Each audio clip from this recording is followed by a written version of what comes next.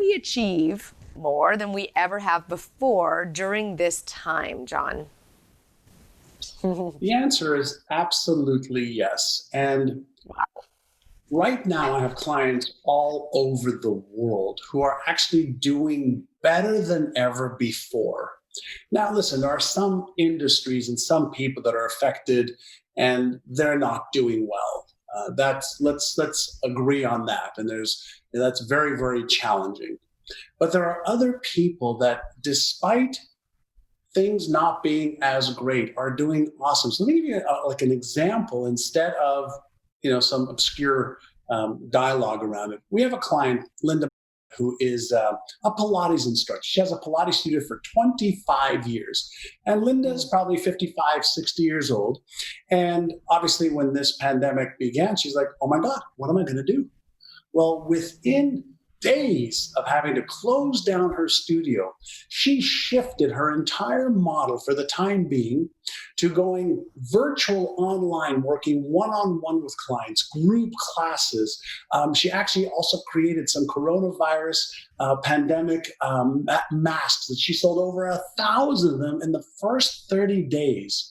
Now, wow, why was she able to do that while a ton of other gyms and studios went under or had to close without any revenue? And the answer is because through the work that we've taught her with Inner Size, we helped her see herself as an adaptationist. Now, think about this for a moment. If you are a victim of what's happening, okay, things are happening to you, you're out of control. But she reframed what was happening to her. She took on the identity of being an adaptationist. And within days, she was already into action, figuring out solutions to be able to pay her bills, to be able to sustain her life, which she has done. And she is going to come out of this stronger and better than she ever was before. Why? She was in touch with every one of her clients. She had them part of the solution. She had people paying her memberships, even though the studio was closed. So what's the difference? Remember earlier I talked about that razor's edge? The razor's edge was around where she placed her focus and attention. She invested all of her time on the solution instead of the problem. And so is it possible? Absolutely. There are people right now that are doing better, whether it's mentally, emotionally, physically, financially, spiritually, because they've been in the question and in the behavior of how can I?